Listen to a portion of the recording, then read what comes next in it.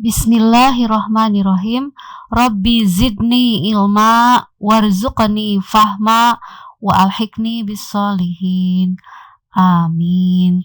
Alhamdulillah, kita bertemu kembali dalam pelajaran Pendidikan Agama Islam dan Budi Pekerti. Materi yang akan kita bahas sekarang adalah membahas uji kemampuan tentang wudhu untuk kelas 2 semester genap tahun pelajaran 2020-2021 SD Istiqomah Bandung bersama Ibu Erna Hernawati SPD.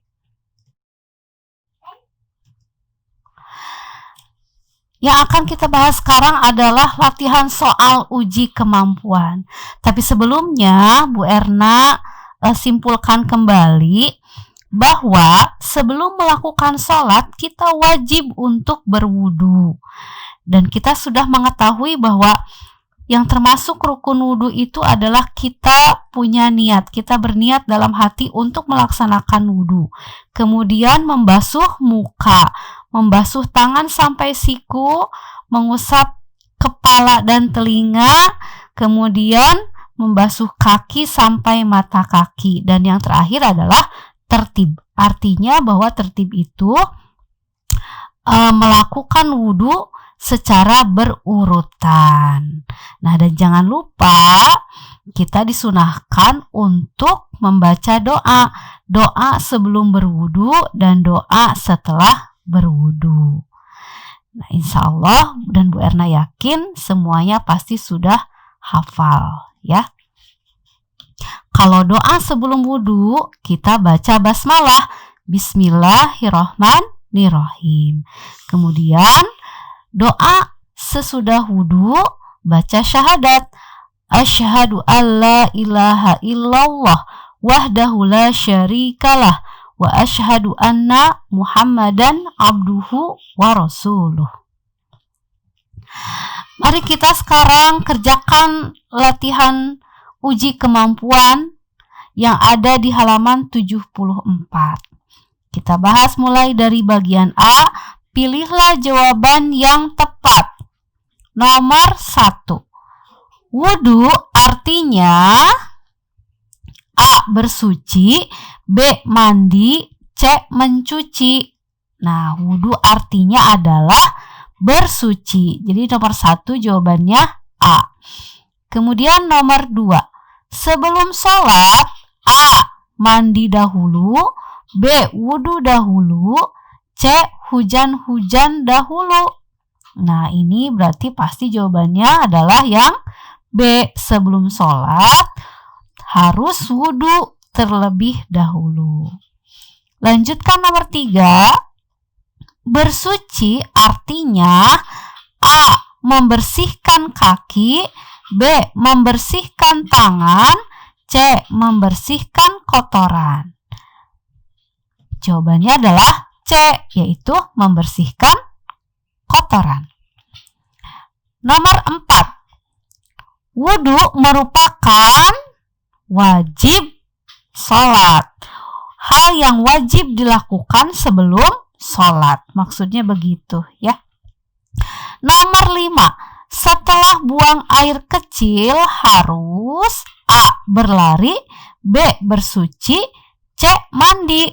Ini pasti jawabannya adalah B. Bersuci, dibersihkan dengan air.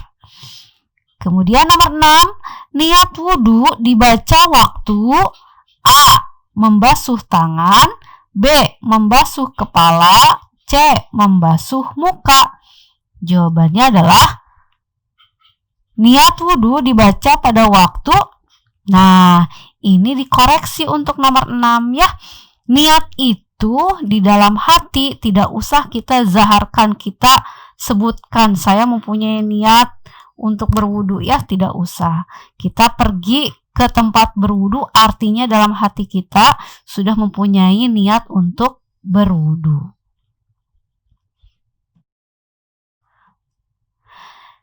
Nomor 7. Air yang dapat kita pakai untuk bersuci antara lain A. Air kelapa, B. Air sirup, C. Air sumur. Tentunya ini jawabannya adalah C. Air sumur.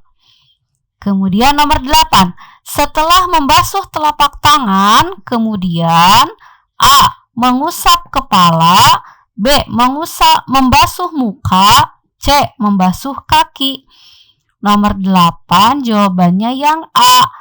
Mengusap kepala dan telinga. Itu harusnya mengusap kepala dan telinga. Kemudian nomor 9. Masuk kamar kecil mendahulukan kaki, A. Kiri, B. Kanan, C. Bersama. Nah, kalau masuk kamar kecil, kamar mandi atau toilet, yang kita dahulukan adalah kaki sebelah kiri. Nomor 10. Sesuai rukun wudhu, setelah membasuh muka, kemudian membasuh A. Tangan, B. Kepala, C. Telinga. Nah, ini jawabannya adalah yang A. Setelah membasuh muka, kemudian membasuh tangan sampai siku. Nah, sekarang kita lanjutkan bagian B. Isilah titik-titik di bawah ini. Nomor 1. Bersuci harus menggunakan air yang bersuci harus menggunakan air yang suci dan menyucikan. Kenapa harus suci dan menyucikan? Karena kalau air suci saja belum tentu yang menyucikan. Contohnya apa? Air suci itu banyak ya, air yang bisa kita minum, contoh kopi, susu, teh, tapi tidak bisa menyucikan gitu. Jadi air untuk berwudu itu air yang suci dan menyucikan. Kemarin sudah dijelaskan bahwa air suci dan menyucikan itu contohnya yaitu air sungai ya, air yang bisa digunakan untuk wudu. Air sungai, air sumur, air danau, air laut, mata air itu sudah pasti airnya jernih. Kemudian air hujan juga bisa, embun ya, dan sebagainya. Kita lanjutkan nomor 2, membasuh kaki waktu wudhu sampai, kalau kaki, mata kaki. Nomor 3, keluar dari kamar kecil mendahulukan kaki. Kalau keluar dari kamar kecil, nah berarti harus kaki kanan ya. Kalau masuk itu kaki kiri. Kalau keluar berarti harus kaki kanan. Lanjutkan nomor 4. Membasuh telinga dilakukan setelah membasuh telinga dilakukan setelah mengusap kepala. Harusnya setelah mengusap kepala, kemudian mengusap telinga. Nomor 5. Pakaian yang kotor harus dicuci atau dibersihkan. Nomor 6. Ini termasuk niat ya, kalau kita tidak memakai niat ini. Jadi nomor 6, Bu Erna tegaskan kembali bahwa niat itu adanya dalam hati. Bisa kita punya maksud sesuatu diucapkan dengan bahasa Indonesia juga tidak jadi masalah. Kita lewat saja nomor 6 ya. Kemudian nomor 7, bila tidak ada air, bersuci bisa menggunakan. Nah, kalau tidak ada air, penggantinya berarti dengan tayamum, dengan debu. Insya Allah nanti kita akan bahas ya. Kemudian nomor 8, setelah wudhu disunahkan membaca doa sesudah wudhu. Kita lanjutkan nomor 9, bersuci menggunakan batu dilakukan bila tidak ada air. Boleh bersuci menggunakan batu bila tidak ada air.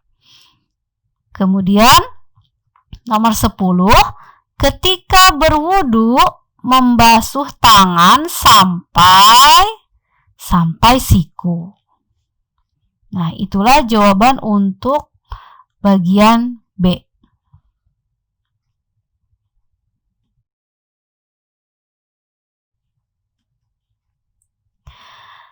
Kita lanjutkan bagian C.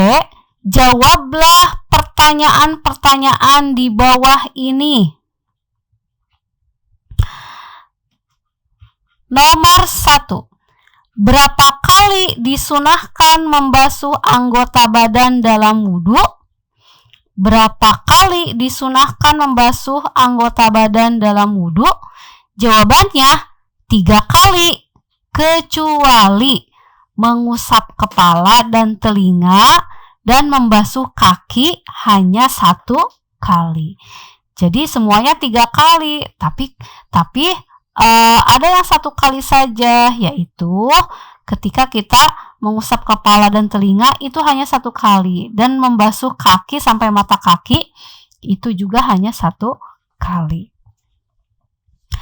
Kemudian nomor 2. Sampai mana batas membasuh tangan dalam wudu? Sampai mana batas membasuh tangan dalam wudu? Jawabannya adalah membasuh tangan sampai siku. Kemudian halaman 76 nomor 3. Apa yang dimaksud dengan tertib ketika wudu? Nah, ini salah satu rukun wudu. Yang terakhir itu tertib. Apa arti tertib? Tertib itu berarti melakukan wudu secara berurutan. Melakukan wudu secara berurutan. Nomor 4. Kapan waktu mengucapkan niat wudu? Nah, tadi sudah disampaikan, niat wudu itu yang pertama.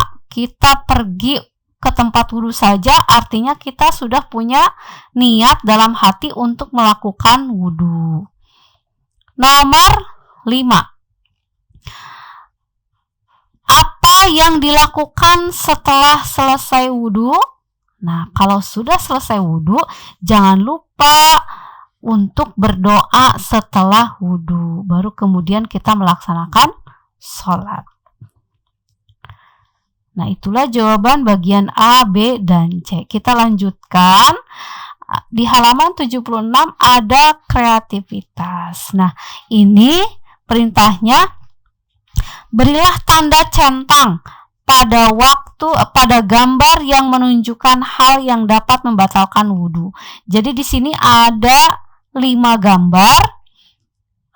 Berilah tanda centang pada gambar yang menunjukkan hal yang dapat membatalkan wudu. Kita lihat bersama gambar yang pertama. Gambar anak yang sedang tertidur pulas ini anaknya. Berarti apakah ini membatalkan wudu, termasuk membatalkan wudu? Nah, sebenarnya kalau tidurnya sih tidak membatalkan wudu, tapi kalau tidur sampai pulas lama, dikhawatirkan banyak yang terjadi dan kita tidak sadar. Jadi alangkah lebih baiknya kalau kita wudu kembali, gitu ya. Kemudian yang kedua, ini ada orang yang pingsan ditolong sama teman-temannya. Kalau pingsan sendiri sama keadaannya, berarti dengan tidur ya, sama dengan tidur. Alangkah lebih baik kalau nanti setelah sadar dia melakukan wudu. Tapi kalau yang dimaksudkan adalah menolong orang, kita sudah punya wudu nih, kemudian ada yang terjatuh dan sebagainya, kita tolong orang tersebut. Apakah itu kita menolong orang tersebut termasuk membatalkan wudu? Ya tidak, berarti ya kalau menolong orang tidak membatalkan wudu. Kemudian belajar. Apakah belajar bisa membatalkan wudu? Tidak. Contoh misalkan begini, setelah kita melaksanakan sholat maghrib, masih ada jeda waktu yang lumayan ya untuk membaca buku, baca Al-Quran, kita belajar. Nah, apakah itu membatalkan wudu? tidak sampai kita masuk ke waktu Isya untuk melaksanakan sholat Isya. Jadi bisa langsung sholat Isya, tidak usah wudhu kembali. Kemudian yang keempat, ini kentut, gambar ada anak yang kentut. Kalau kentut sudah pasti ini adalah hal yang membatalkan wudhu. Jadi harus diulang wudhunya, harus wudhu kembali. Kemudian yang terakhir, kalau ngantuknya sih enggak karena masih sadar. Tapi kalau sudah tertidur pulas, nyandar tertidur ya sampai pokoknya tidak sadar, ini juga sama, lebih baik berwudhu kembali. Nah, anak-anakku sekalian, itulah bahasan uji kemampuan tentang wudhu.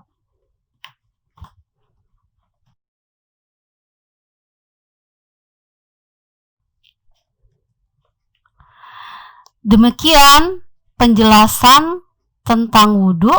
Jangan lupa sebelum kita melaksanakan sholat, kita wajib melaksanakan wudhu terlebih dahulu.